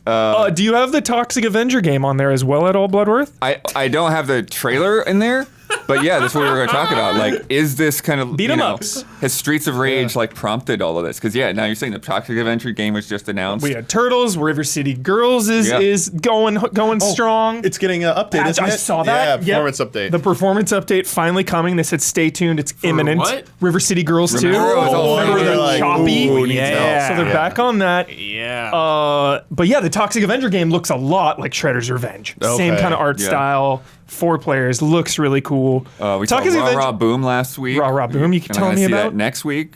Toxic Avenger Yeah. is so funny to me because, like, on one end, it's this kids thing, but then there's also like an NC-17 live action movie that is like the most disturbing thing I've ever seen. Yeah, no, that's a It's total just- 80s play, Huber. There's nothing unusual about that at all. Okay. All of these like crazy horror sci-fi movies, like here's the toys in the cartoon. You're right. Tales from the Crypt had the cartoon. Good call. Good call, bud. Yep. Wild. You know, Beetlejuice, Yeah. you know, It's cool. like we had all our Ghostbusters stuff. We had all kinds of stuff. Terminator, RoboCop. That rules. That seriously rules. Wait, there was a Terminator TV show? Cartoon? I don't know about cartoon, but I know Toys. there's toys and Oh, stuff. yeah. And Toys like wise, I had yeah, like yeah. Rambo collectible cards. You know? Okay. Like Rambo is 100% targeted. to Yeah, kids. yeah. It's very cool. Chill. Beat 'em ups. Still alive. Anything else? I'm leaving out that this wave has come. I mean, it's Sifu, kind of. And the Sifu update. Yep, the Sifu update, which is coming out. I saw Mitch from IGN posted a preview of that. That comes out in a week or two. Oh, nice. Yeah, cannot wait for that. End of the Nice. month, 28th, I believe. Excellent. Yeah. Also this week, play this footage to celebrate Mario Day and the upcoming film. Red Wings Shoes recreated Mario's boots, which are now on display at the Nintendo store in New York. Guys, please don't judge me, but like, I kind of want these. Yeah, so that's the All thing right. is they just Don't want these? I do. I custom honestly, made these. I'm sorry. I do. one of a kind. I want them. I haven't seen this yet. Also, one of the things that's crazy with want these. this trailer and like when you see them in real life at the Nintendo store, Yeah. they are huge. The feet are like Clown shoes. yeah, but not because they're also like the dimensions is like, does Mario have toes? Like I know we've seen him in like Odyssey or whatever, but it's like just they're so short. Oh my gosh, yeah, he held it up to him. It's giant. Dude, I love seeing like But it's- hammering the shoes. It's so cool. It's such a So awesome. funny thing. I want an ice tie skate on into the these bottom. films. Right, you're right. I want ice skates on them. Dude, they look awesome. I'm into it. They also had you remember from the commercial, the plumber commercial? Yes. That van, they had Yes. that out front of there. Oh, and I that's guess they cool, got actually. that touring the US in different areas too. Wow. It's in New York getting all the good stuff. What's up? Do they show anyone wearing those shoes? No, not wearing. Oh. No, they're just in a Oh, I know they're in the Yeah, glass. Yeah. But I'm talking about, you had that whole video about some cobbler making those shoes. You're not going to show someone wearing them? Yeah. Right. I know, you gotta show someone jump with them on. No one can jump with them on. That's why. There were actually They're gonna things. be like. there are actually things in the press release. Oh, I was gonna find this say ridiculous press it's gonna release again. be like Excalibur. Someone's gonna have to come by and like worthy to use them, and they'll move finally. Be some 10-year-old kid. I hope they make some like consumer grade ones that they sell in a store, dude. I want these. Dude, I want these Mario shoes. Yeah, durable natural leather and slip-resistant treads prove these are the boots of the super plumber. And mushroom-based mycelium heel pads provide a welcome power-up to help Mario take on Bowser and his army. Dude, you couldn't do anything in those shoes. You couldn't drive because you'd hit the brake and the gas at the same time. Maybe on this world. Yeah, I gotta Hey, go you gotta go to New Dog City. I gotta go there where everything's bigger. Yeah, they would have to make an Giant entirely cars. new prototype that would actually fit human feet. Yeah. There you go. Huber, I don't know if you caught this or not. Citizen Sleeper, third and final Yes. DLC, Purge, Yeah. coming as a free update on March 30th. I'm excited about this. When just part 1 came out, it wasn't enough for me to like engage with it really. But now that it's fully out, Finished, yeah. it's just like another area of the game, another storyline that you can explore during your playthrough. So Yeah. super Now that it's pumped. all out, it makes sense Yeah. to me more. Because it 100%. would probably just end before and feel weird. Yeah. And you'd be like, do I want to finish my playthrough or not? Yeah, exactly. I'm definitely playing Citizen Sleeper again because it's one of my favorite games last year. I love it. I adore it. I don't know if I'll stream it though because it's like Oh, yeah. no Weird game to dialogue, stream. you know. Yeah, for Yeah, sure. you read. It's like reading the Yeah. whole game. So No, makes yeah, sense. definitely on my list, blood. I got a couple release dates. Outlast Trials enters PC Early Access on May 18th. Saddle up, Gabby. Isn't that 4 players? Yes. Yeah, I think so. Yeah. Oh yeah. So excited. And then 2 weeks Prequel to the whole franchise. 2 weeks later, System Shock from Night Dive finally got a date. It was before, Finally. it was just March now. Just the PC version, though, May right? 30th. Yeah, I think it's just the PC version. Yeah. Cannot wait. Please be good. I'm begging this. Please be good. Please be good. This has potential to be one of the best games of the year, truly. System Shock is legendary. The first one has aged rough, way hard, like aged way worse than 2. 2 is a masterpiece. But this has the potential because it's like modern, different. They're really shaking it up. So I feel like the potential's there. Night Dive is really good. High hopes on that, Bloodworth. What do you think? You think it'll deliver? I have no idea. Like I don't have the reference point. I haven't played the original System Shock or System Shock 2. Got it. We played the demo for the new one. What do you think? Yeah, it was all right. How long ago? Whenever we were doing month ago? Yeah, it was like a month ago. So recent. Yeah. Oh, Okay. the Steam, fresh. the Steam Next Yeah. Best demos. Got it. Got It it. was in that. Okay. Nice. What the Bat got an update for PSVR 2 to support stationary mode, so you no longer have to lie to your PlayStation to play that game. Yeah, thank goodness. Quite a hassle before. Yeah, before it was like you'd have to do Yeah. like 6 foot by 7 foot play Mm-hmm. area. Oh, right. And it's like, you don't have to move that much in that game. Yeah. What I played of it. So that is nice. Big Star Citizen update and Big Star Citizen problems. I saw this. I didn't see the problems. I just saw the update, actually. Yeah, so the Lasting Legacies Alpha version 3.18 Crazy. adds persistence to objects throughout the game. So if one person moves an object, it stays put for the next person to find Yeah. it How insane is that? How insane is that? Yeah. across the whole connected universe. Jeez. So, but before you move on, I feel like this is why Star Citizen will never come out because then now this comes out and the whole game kind of changes and they adapt to like this new Right. tech, and then 5 years down the line, oh, we're gonna add this new tech too. And it's Right. just like, oh my god. Yeah, no, this is absolutely they marked this as like a benchmark, like Yeah, game changing new It's feature. a game you pay for. You should pay for access just to play it in development forever. Yeah, it's a perpetually in development game. You're just paying to see it evolve all the time. Yeah, Yeah. It's the Behind the first game as a scenes. service. The original. There's also a new salvage profession here. I love that. So, Economy. Cargo Yes. now Oh. takes a physical form. Sounds awesome. So you can actually like go up to a ship, take the cargo out of it, steal it. This is the greatest game of all That's time so that I'll wild. never play. Right. Fantastic. And then there's a whole lot. There's more ships. There's more prison activities. There's all this other stuff. However, the rollout has been rough. Ooh. And so for like days, people haven't even been able to log into the game. Like no. things have Okay. just been, yeah. That seems par for the course for most big online games. I mean, you know. Sadly, yeah. Yeah. I mean, the game's not even out. I'm Yeah. sweating just Alpha. thinking about Diablo 4, dude. I Oh, man. want Isla to hold my hand as we venture into the Star Citizen universe. That's the only way I'm going to play this game. All right. I want to play this, Isla, but it's too daunting to go it alone. It's way too daunting. Well, like And they're you're saying, familiar like, with all these these different job space classes. games? Yeah. Hmm? I thought you literally meant hold my hand, and I was like, That too. Yeah. I mean, literally and figuratively speaking. I'm there. I'm serious. I'm there, baby boy. I'm there. Land that shit. Hell yeah. We'll have a LAN party and just hold hands the entire stream. Hand cam.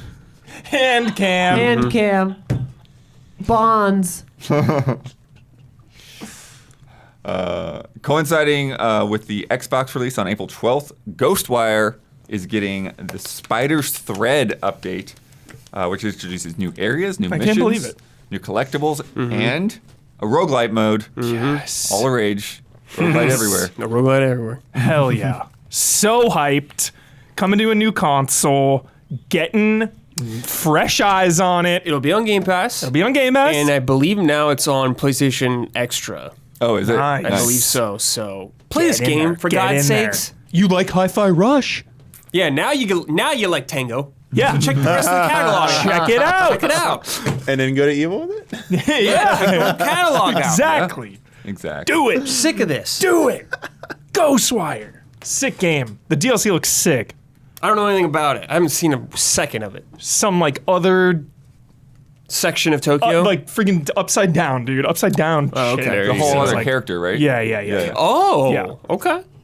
Okay. The poster I saw was like this upside down, like Cool. connecting tether Yeah. thing. It's getting intense. Looked Well, cool. and even the original, you had those missions where like it just got all crazy, freaky Yeah. and stuff. Yes. Yeah. Yeah. Yes. Super cool. Another big update: Infernax getting couch I saw co-op. this. Yeah. Maybe a shot at redemption Maybe for Brad Shot Ellis. Redemption. It might be more fun for me with another person. Yeah, dude, let's do it. Titled "Do You or Die" That node changing. comes April 5th, right around the Nice. corner. Wow. That's free too? I think it is. I assume. Pretty sure it is. Yeah, I assume so. I feel like we're getting a lot of good free updates. Let's keep Yeah. this trend going. Yeah. Yeah. This is nice. Roll this. This is Huber bait here. Yeah, it is. Oh my god. How do I buy this? Enter the Gungeon. House of the Gundead arcade. This is How a much? full arcade The cabinet? Oh, it's a Isla, how actual much? arcade. Isla, how much? Holy Like, crap. I'll look into it. Yeah, they are selling them. Oh my If you know any God. arcades that you want this at, Dude, it looks good. yeah, get them on the phone. I didn't write down the list, but they have a list of like the different places, but it didn't look like there were any that were in LA yet. Dang. But yeah, brand new light gun arcade game based on the Enter the Gungeon games, and it's rolling out to arcades now. Rolling out to arcades? Get done on that. So it's like super official. I thought because they sell. I know they sell arcade cabinets. $5,883.93. What a steal! Oh, that's devastating. Because I was gonna say I know that they release old arcade cabinets now for home use. Yeah. Which is so cool. The Turtles or Simpsons one was like $500 or something. Yeah, but those are like those are consumer. mini. Yeah, like- yeah. Yeah, This I is mean, like- this is a real light This is gun, actual, too. yeah. Dude. yeah. Are gonna have to drive across state lines for this. I will drive across state lines for this. A brand new light gun arcade game. I will need semi-confirmation if it's good or not, though, if I'm driving across Sure. state Yeah, sure, lines. sure. Yeah. I bet somewhere in the gigantic city of Los Angeles we'll get one of these. I hope so. It looks great. Yeah, absolutely. And then last little bit of The little reload, you see also this week, ex-Blizzard leads Jen O'Neill, J. Allen Brack, I and saw John this. Donham have formed a new studio called Magic Soup Games. I don't know why they didn't call it the J Team. But in any case, they're leaning into that soup motif. Like they had all like these press photos of them in like chef outfits. Every one of them had a chef, like Chef Jen or some Chef O'Neill or something like that.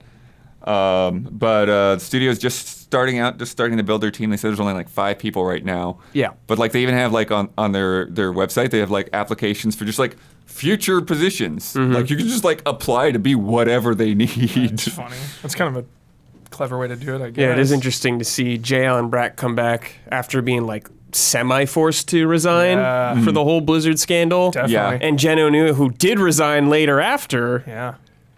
I don't know, it's wild. Yeah. Another ex-Blizzard studio. So Yeah. I guess we'll see how it goes. Yeah, and a lot of the interviews that revolved around this announcement had got into some Yeah, of that of course. stuff, you know, and Yeah, they're yeah. talking about how they both ended up having, long careers at Blizzard and both had to leave Yes. around the same time, and they just were keeping in touch and like, hey, you know Involvement what? Games, yeah. You wanna start a studio together? You wanna do some stuff? Yeah. Sorry, do you know the meme that you think you do but you don't about Blizzard? I don't. That's him. That's Jay Okay, Allen Brack okay. about Classic WoW back in the day. And he was so wrong about that.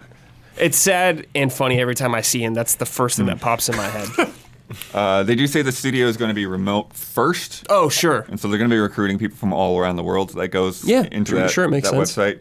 And O'Neill said it's too early to discuss the details of the game Yeah. they're working on. But the spirit is that we will lean on our experience building AAA games and AAA teams to create something that brings out the best in people, that celebrates the positive power of what this medium can express. We're working on something that doesn't fit neatly into any existing genre today. Okay. Okay. Whatever that means, I guess. Yeah. But, we've seen a lot of ex-Blizzard teams is like, okay, here's another Diablo, here's another Here's StarCraft, RTS kind of game. Yeah, totally. So- yeah, I mean, I'm curious to see what they do when they. A new type of game is always funny to me when I hear people say that. Unless you're Kojima, I usually don't believe you. Yeah. Right. So, yeah, we'll see what happens. Still really early, so it's going to be a while. Did that tabletop painting the character I think it's in early access. game cover? Moonbreaker, yeah. that's in Moonbreaker, early yeah. access. Early access. Yeah. Yeah. Absolutely. I didn't play it, but saw it. It's time for Love and Respect.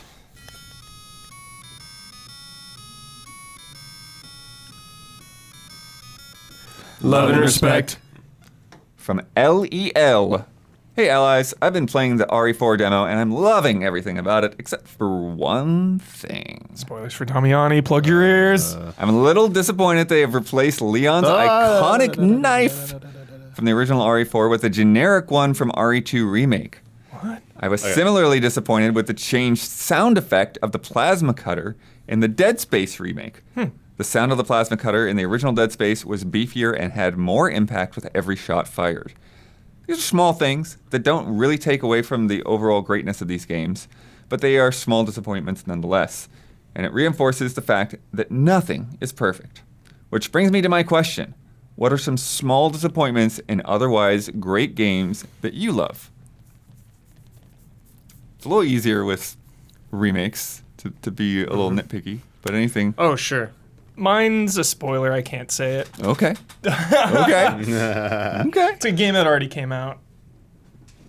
You could say the game, but just don't say The game was spoiler. Last of Us Part 2. I love it. 10 out of 10 game. I wish... I can't even say it. I can't even say it. Can't even say it. Got it. Can't even say it. Got it. Can't even say it. If you got another one, let us know. Can't even say it. Oh yeah. I love Kingdom Hearts 3, but there wasn't a lot of Final Fantasy in it. By Oh my a gosh, little, yes. I mean like none. Brad, Right, That's right. such a big And one. Bullseye. I was Bullseye. the 100 Acre Woods part was disappointing to me also. Oh. Yes. For sure. Bullseye. Very good. But it's like I still love that game. I think it's excellent. Yeah. But yeah. You got one, Damiani? Man, Breath of the Wild didn't have real dungeons. Yeah. Bullseye. That's a small disappointment. Or swimming underwater. That was a Or bullseye. what? Or swimming underwater. Oh, there you go. That has Just been in the tisk. Zelda game for a while. Tisk tisk. I know. It's no Twilight Princess. You had it. Yeah, when did that come out? 2006. I got one. Oh, I thought you were like, I got No, one. Skyward Sword did actually. when did that come 2011. out? 2011. How long ago was that? A while ago. This one stings. Super Mario Odyssey, no fucking ghost house. That's true. That's We were true. robbed of the DLC. Yeah. Yeah. No DLC. Would have been No there. ghost storm. For I guess sure would that- have I been there. sure would have been Sure, there. because you would have like thrown it, been a Boo and stuff going around as Boo Mario. Yeah, He's been Boo Mario and something else. Was it Galaxy? the- Wait, there was Dude. still a Boom Mario, yeah. but Although in you're this saying using it environment, in the yeah, ghost like the house, joy yeah. of it and stuff. Oh, yeah. Dude, probably would have been a side quest. You have to scare people and stuff. Scared toads. Yeah, scared toads. He's so cool. Well, that's actually a fair point. Like, yeah, when you have a Boo in the game, like if somebody's looking at them, they have to stop. Like, I wonder if you would work that into mechanics into like a full ghost house level. It's like anytime something looks at you, it's like you're just paralyzed. Like, oh crap, oh Well, crap. I don't. That is So good. was it in Odyssey? Because I know it was in Galaxy the power up one, but was it in Odyssey the Boo? The ghost? Yeah, I think you could be. I think you could ghost. throw. I could be wrong. I can't remember I thought it now. was in Galaxy. Yeah, Just I know remember that the- Ghost Mario was in Galaxy too. I remember people were trying to Yeah. copium me. They were like, "Oh, the very beginning area is kind of like the ghost No. world." It's no, No. no. No, it's not even close to no. it. It's No. the closest, but it's not. Yeah. It's not. It's not. It's like not. Noir Mario Land. Yeah. The one that I had was very recent. Metroid Prime Remastered. The Oh. lighting effects. Yeah. So in the original game, when you had a shot, the beam shots that come out from your gun, they light up the walls as they're passing through. That GameCube tech, dude. Yeah, well, yeah, whatever technique they used to pull it off, it just, for whatever reason, Power of the it GameCube. didn't make it across. Unrivaled. More powerful than a Switch, baby. Yep, way more. better lighting tech. Yeah. Straight up. And at first, when I was first playing it, like I don't think I would have noticed if people hadn't pointed it out in like comparison videos It's a and Switch stuff. downgrade. But then once you get later in the Actually, game, there's like, there's areas where like you need to change visors and stuff because it's so dark. And it's there, they're like, oh, yeah, I am missing this, like the shot's not lighting up the room for sure. Dang. Good pick. Isla, did you have any? Nothing comes to mind. Generally, when I have a small nitpick, I just stop playing a game. So From Slowly Processing. Good evening. Speaking of Metroid, playing Metroid Prime again has been a dream. But it made me realize something. One of my favorite things about this game is the scan visor. For me, it is so fun to scan and read about the lore, weaknesses, personality, or history of various things in the game. But there really aren't any other games that do something similar to this. My question is, what's something from a video game that you think you don't see enough of? I don't know. I remember like I played Ape Escape recently, like last year for the first time, and I remember like there's something you could like scan the monkeys and see like something about them, like a little personality thing. It did remind me of Metroid. I mean, obviously Metroid is much more in depth, but just like a little flavor of like each monkey to give them a personality. I really liked more stuff like that. I guess just a little more life to each things that you don't expect a lot from. I guess. Right. One of the things I was thinking was the Silent Hill Shattered Memories personality test. Shit, yeah, dude. And I think it was Ogre Battle 64 had something similar as well at the beginning. That sounds familiar. And one of the Until Dawn Dark Pictures games, maybe? I don't remember them doing Until Dawn, maybe? full-on personality. I feel like they ask you what you're They had- afraid of or something. Right. Yeah. But yeah, that kind of stuff is great. Yeah. When it's used I love well. that. Yeah. Heck yeah. Well, just the fact that the Shatmems one changes the game and stuff. Ugh. Keep doing it. Somebody do that again. Do that again. When it comes to the Metroid Prime thing, though, I know if I feel like I'm talking it up more than I intend to, but it just keeps reminding me of things. Scars Above. We were talking about it. It has a scanning feature. It doesn't work the way Metroid works. It's basically, when you kill an enemy, then you can scan it, and then you get the weaknesses. But and everything, the bio. the equivalent to that nowadays is just you push the trigger or the analog stick down, and it scans the environment and shows you everything. The Witcher sense kind of thing. Right. That's the new tech. That's like Horizon. You push it, pulses that's the new version of that. Things we don't see enough are Shenmue mechanics. Real, having to wait. Oh yeah. Having people live their lives and having to just live in the world and be patient instead of next. Well, even with a lot of day-night cycles, Yeah. you don't see it too much. Yeah. You might, you'll see NPCs moving around and stuff, but not really. Yeah, I think in a of- way that plays into quest lines as often. Breath of the- the Wild has that. Yeah. The most I can think of is Red Dead 2. Some quests will only be available at night or the day, and shops will open and close. But yeah, I like that. I like that. Elden Ring has enemies only at night. Some of them, I love that stuff. Oh yeah, that's right. the Black Rider guys. Yeah. Yeah, I remember discovering that. It was oh, this is crazy. Yeah, freak shows. Yeah. Baggins, Day and night dude. times, that goes all the way. When's the first game? Ocarina did that with the Hyrule Field. Yeah. Staphos would come out. Yeah. What was before the 2D game? Any 2D game have a day-night cycle? Yeah, Something like that? Castlevania 2. There Yeah. you go. Terrible. There you go. Terrible. When, game. what year was Ocarina? I like that. 98. But 1998. Castlevania 2 is 98. way earlier. Yeah. Ocarina, dude. Terrible Precedes night for a curse. Shenmue. Precedes Shenmue. Precedes Shenmue. There it is. I'm still really fascinated by the similarities between Castlevania 2 and Zelda 2 and Xanadu. Zelda 2 is a much better game than Castlevania 2. But it's the way that they look. was like a beat they poem. feel like they were made Yeah. by the same people. Yeah, same idea. It seems like. I think it was just going, side scrolling. People thought side scrolling was the thing to be for a little while there, and everyone was just trying to adapt to it. And then But they were also side-scrolling action RPGs, Yeah. with very similar town setups and all that. Yeah, they are. Even very the text similar. is very much the same. Maybe they were friends. Yeah. On lunch break, they there you exchanged go. Yeah, ideas. They all went to the same place. Yeah. and, yeah, shared their ideas. After work, they Yeah. go down, Yeah. have some dinner together, talk about What's it. a recent game that does the hold up mechanic in Metal Gear Solid 2? Freeze! What? Freeze! Yeah, where you get dog tags or reward or Yeah. whatever. Is anything like that anymore? Where you sneak does Hitman have any reward for sneaking up on somebody and getting an item drop or anything like that, or is it just too serious where they don't do goofy stuff like that? Hitman is goofy. But you don't do anything like that.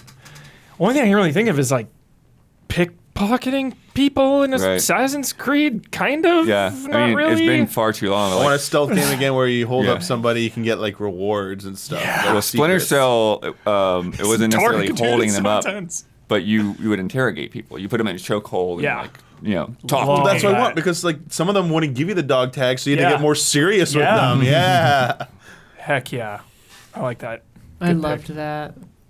Maybe get more involved puzzle where it's not even just the right type of gun. You have to figure out what they're scared of and Dude, know. that's Oh. like Shadow of War and stuff. You would do that. You interrogate it. You capture an orc. Yeah. Oh, yeah. Burn their to me, face yeah. and Oh, shit. you're not Then that, you but- learn. Yeah. You guys are a bunch of sick fucks. There's a little bit of that in They're filthy Arkham orcs. City Yeah. too, right? Remember, you'd find the guys for the Riddler. Oh my stuff. God, you do that in Gotham City. Yeah, you dude. interrogate them. You do that in Gotham City. You interrogate people. Yeah. Arkham does it pretty good because the Riddler has informants all around town, so you take I out. remember this. You have to take out every enemy they're with and leave them for Yeah. last. I forgot about that. Yeah. And you're like, swear to me. just like that. Yeah. Nice. Let's play a game. All right, I'm gonna have to look through this again because it's a little complicated one. But from Snake, let's sort Nintendo consoles and handhelds by their software tie ratio. Oh, okay. So how many software units sold per hardware unit? In this game, you're going to sort them out so that the system with the most software sold per hardware unit takes first place, and so on. Got it. The data is based on worldwide sales reported by Nintendo as of December 31st, 2022, life to date. This is a quick one, and I put the consoles and handhelds in separate groups. There are some surprises here. So This is consoles, attach rate. we've got Switch, Wii U, Wii, GameCube, N64, SNES, and NES. All right. So where do you think they should go? Selling wise, like, are we doing which sold the least so far? What sold the most games per one system sold? Yeah. Okay. So like for one, say you own a Switch, you bought 5 games. You have an NES, you bought 10 games. So, for example, this is more recent. Like Switch is at like 120 something million units sold, and its software is just under 1 billion. Yeah. So, yeah, I would say Switch is at the top Switch of has that. got to be Yeah. number one. but Modern times. yeah, dude. the higher amount of units you sold, the more software you have to sell Yeah. to like get that number. Yeah. True. So, Wii U like- sold like garbage, but Yeah, Wii U might. But But is Wii on there? yeah. Yeah. Well, I'm gonna say Wii, at is number probably, one. Yeah, Wii is up there. I'm saying Wii is number one. So it's only consoles, no handheld, right? Yeah, For this handhelds is the part. second group. Okay. Yep. You would think that Wii U would be low, but because it sold so few and people were desperate to put things on it to justify their purchase, maybe individually they would have bought more stuff per unit. True. Weirdly, maybe. Yeah, I have to sort this list out myself so I can actually like understand it. I thought we were gonna get like actual names of games or something like. Because I think they put them in. Yeah, they put them in chronological order. That's why it was throwing me off. This is a tough one. It is. Yeah, I don't know the volume of games people would buy for each system. Well, I'm saying Wii, dude. There's- That Wii Mania, Wii Fever. It went People up, were NES just to dishing. SNES, the number of units But it sold died hard. decreased. So Yeah. NES sold more units than Super Nintendo, but then Yeah. more software sales on SNES. N64 was less unit sales and less software Software. sales. And the trend continued with GameCube. Wii changed; it had more software. But a lot of people just bought a Wii, and because it came with sports, they just had that too. I defer to Damiani on all of this. Smart. And this is Wii U didn't sell a lot either, and didn't have, but it had. All right, I think I've got them sorted out. I'm waiting for So Blood to Yeah. say he understands it. Okay. yeah, what do you Number one is Wii. I'm sticking with Wii. I think Switch is number one. So Huber is close, but not quite. Fuck. Number two. Wii is number 2, All right. 9.07 games per hardware.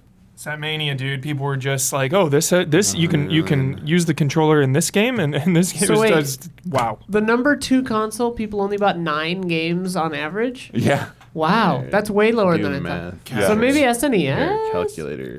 for Casuals. first. That's why I said Wii, dude. Maybe. Casuals. No, haven't gotten first yet. Yeah, we'll figure out first and last. See what, Nine. what Switch isn't first. Switch is not first. NES maybe? NES, It might be like GameCube or Wii U then. It is GameCube. GameCube, Yeah. because it's GameCube. fucking hardcore, dude. 9.59 GameCube was games sick. per Yeah, Hell hardware. yeah, Enthusiast give me console. a- hell yeah, Yeah, it was. Okay. the best. Squeezing the hardcore, but not making it. And What do you think is Yeah. the lowest? I've The never lowest liked is- Nintendo as much as I liked them during The lowest. the GameCube days. Wow. That was the peak.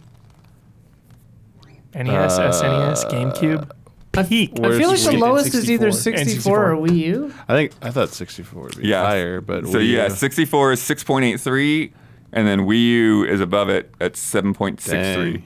Wow. And so Wii U. so we Wii got U. so we got 6 and 7, and we got 1 and 2, 3, 4, and 5. and we've got Switch, NES, and Super NES. Where's that rank? I'm saying Switch is dead last then. Well, maybe it's- 3 for Switch. Well, if it's 120, I mean, Switch has to, and it's like. Is this 9 not something- counting digital? No, this counts digital. Oh wow! I thought It's people would just be buying Switch is stuff about on like Switch. around like I think We- eight, 7 to 8. Yep. It's around 7 or 8, like whatever 9.8 billion divided by 122 million is. So Yeah. So you got it. Switch is third yeah, at 8.11. okay, NES is right behind it at 8.08, and All Super right. NES is 7.72. okay. So that puts us ranking down consoles: N64, Wii U, Super NES, NES, Switch, Wii, and then GameCube at the Okay. top. Nice. SNES always felt like expensive, dude, and just like Really? not expensive, but like I feel like just because of the time, like I was the age or whatever. Oh, so because like you could get a used NES. NES or used games, like they were just giving out like cheaper games. Get some NES games here, garage sale here. Whereas SNES at the time was like new and hot and premium and yeah, it was the premier console. yeah. Sorry, Sega. Sorry. All right, now handhelds. We got 4 here. Oh, only 4. Okay. So we got Game Boy, Game Boy Advance, DS, and 3DS. Would GBA be the DS lowest? is number one. Do you think GBA would be the lowest? Because it was. I don't think it has much software sales. Game Boy, and DS probably have like. Because if they count, GBA wasn't Tetris? available for as long. They didn't have as long. Yeah, had a exactly. shorter lifespan. Game Boy was around forever. Yeah, but also remember like attachment, like Yeah, yeah. They had Tetris and Pokemon.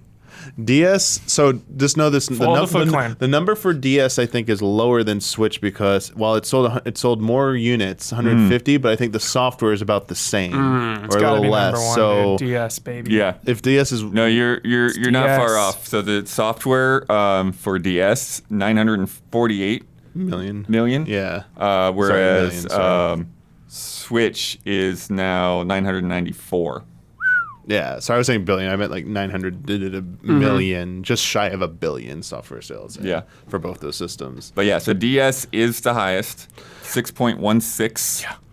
Overall. People are My guess, obsessed. yeah, my guess. Yeah. Zeitgeist, If I was yeah. gonna guess, I'd say yeah. I've never DS, seen a zeitgeist like DS1. the I'd say DS. DS, Game Boy, 3DS, GBA would be my guess, but yeah, What do you think's lowest? Wait, say that one more time. I would guess DS, Game Boy number 2, 3DS number 3, GBA number 4, with 3DS GB being interchangeable. Like I'm less sure about those two. I think. I'm gonna go against Damiani. It's an Sure. unwise thing to do, but I'm gonna say GBA. DS, 3DS, GBA, Game Boy. Nailed it. Dang, look at that Huber. Boom. Nailed it. So 3DS, 5.11 games per hardware. Okay. Game Boy Advance 4.63 and Game Boy 4.22. Yeah, here's the number on Game Boy: 118.69 million units, but then only 501 million software. They don't count every copy of Tetris bundled. Yeah, all those Tetris. Also, GBA onward got multiple iterations of Pokemon games. Yes, that's Right. right. So the That'll do it, gens, dude. That'll do it. That'd probably because Yeah. you got Jin The original had what? because you got original had Red and blue, red, blue, and yellow. then silver. Yellow. It had yellow. and then it's silver and gold. Yes. That was GB. Red, blue, yellow, Then silver, you gold. had where the heck it was. Then you had the remakes. It had like Brilliant. Fire Red, Leaf Green on Right, GBA, yeah, plus then whatever Emerald that and- Emerald and whatever that generation was. Plus all spin-offs started coming out on that too. I don't know. One of my favorite things to do is pretending I know about Pokemon. What's interesting though is that the DS just smoked all of them in terms of like Yeah. just raw Yeah. software sales. Smoke 'em. Like Beast. it's 948 million for the DS, and then the closest one is like 501 million for the Game Boy. Yeah. Followed by like 377 for 377 for 3DS and Game Boy Advance. Zorgla in chat shared something that is confusing but interesting. That Nintendo themselves changed the way they count this. Oh, interesting. So according to them, Switch has the best attach rate, better than Wii, because they say that the old method of just dividing software by hardware doesn't work anymore because it doesn't adequately reflect the state of the business because of the rapid growth of digital sales, which Right. includes indie titles with different price points and add-on content that can't be counted with the number of software units sold. So Well, now, the other thing I'm thinking too is you could have multiple users on a system. right? And so you could have 2 or 3 copies of the same game tied to the same system. Yeah. So the way they do it now is based on software attach rate on sales per hardware unit, which is the overall sales for the platform divided by the sales of the hardware itself. So, yeah, I don't know. It sounds that I like the don't same understand, thing. but- I don't understand it either, but it sounds similar but includes other crap. I don't know. But anyway, according to Nintendo, Switch is winning. And then interesting for Snake is that Nintendo's sold for the original Game Boy and NES roughly up to 1 million, the same amount of software units. And then, and they were also surprised that Wii was in second place because they thought a lot of people just bought it for Wii Sports and then didn't buy anything else. And for comparison, the PS4 is roughly at 14 games per console. Whoa. What was? PS4. PS4. Got it. So they bought a lot more games. Harder core. It's time for bets. This week's bet. There it is. Chia is out next Tuesday. If you're not aware, Chia. in Chia, the main character has the ability to soul jump and control different animals, birds, pigs, fish, dogs, centipedes, hammers, lamps, rocks, coconuts, all kinds of stuff. What if you find out at the end Captain Ginyu is your dad? I guarantee that will happen. In the launch trailer, I want to know how many different animals and objects will be clearly under player control in that footage. Brad, 12. Huber, Lucky number 7. 7, Damiani, 3. 3, Nice. Isla, Spread. 36. 36, Don? Dawn, He says 10. Oh, beautiful. It's on a lollipop or a flower or something. Love it. and I bet 5. So I'm a little squeezed out there, but we'll see. Good. Finally. Squeeze. Squeeze them out, guys. Give him the squeeze. Jeez, blood's been squeezing us You out gotta be every around- week. You gotta be around the mark, 'cause if it's 4th or 6, Yeah. only shares. Last week's bet, WWE 2K23 came out. I kept it simple but not easy. Asked everybody how many hairstyles there would be in that character creator. And Huber sent me the clip last night. And we conferred, we both counted, we got the same number. So we're all good. Brad bet 64. Huber bet 84. Isla bet 96. Don bet 106. And I bet 87. Going through that full roster, we came to a total of 313. Hey, yep. None of us are even close.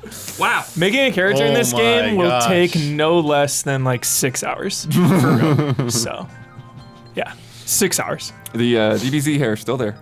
Yep. Excellent. Still there. Oh, and fuck, my mind just went blank. Oh, remind me Wrestling. later. There's some anime hairstyles in there for sure. I forget what they added. But yeah, so Don was the only person that even broke 100. So Don wins, bringing the scores to Garrulous Ducks 8. Quack quack quack quack quack quack quack quack quack quack quack. And Sleepy Grizzlies 2. We gotta wake up. Get some points. Sleeping. Yeah, but we are tired though. Let me tell you about patreon.com/easyallies. We are able to exist, able to do everything that we do, able to pay our taxes, all because of viewers and listeners just like you.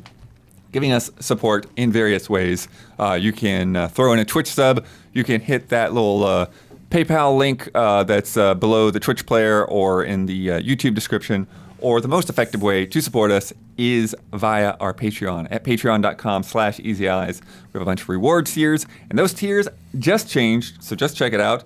Also, if you were in those $7 or $15 or $20 tiers before, those tiers are gone. And so for you to continue to get your rewards, you need to go down, select a new tier. There's also this weird little troubleshooting dance thing that you got to do to go to the lower tier and then go back up to the higher tier. Look for the post. We got explanations, and we can help you if you need to message us. But anyways, that's for people who are already patrons. If you haven't become a patron yet, I promise it's a lot easier if you sign up fresh. At $5, though, you get early access to the Easy Allies podcast, as well as some of our shows. Other shows, you get this podcast ad-free, and you get 2 bonus love and respect questions that we shoot after the live stream. So not even the live stream, people see that. And you can submit to love and respect. You get access to the Discord where those top 10s are happening. And there's all kinds of other fun things. And if you become a platinum producer, you get a shout out on this podcast, as well as frame trap and reaction shots. And this month's shout outs go to Jabawabs, Elthanis, Greg, the Dark Knight Kettering, Raymond Wheeler III, and Zio VGM. Shout out. Shout out. I forgot that on reaction shots. Sorry. Get Don over there because Don He's won here. that bet. He gets he's some. coming. He gets some remote any Easy Allies video he'd like to promote. He gets the final word on anything he's disagreed with, wants to reiterate, or just popped into his head. And he gets to sign off with his trademark sign off. Video blood. What are we? Wait, we didn't hear any of that. I thought you were going to push the talk button, but you did it. I can't reach it. We're not even on camera. I would like to promote Trash Babies. Anybody that hasn't seen this, we got a brand new episode. Everyone loves Zorro, and when it comes to Trash Babies, it's no exception. This game ends up being surprising quite a few people. Final word. I wasn't listening to the episode. Blood. I've been cutting top secret project. You can say whatever you want. We're gonna haul in the clicks with this thing, so get ready to tune in tomorrow. First thing. Sign off. Here it comes. Maximum power.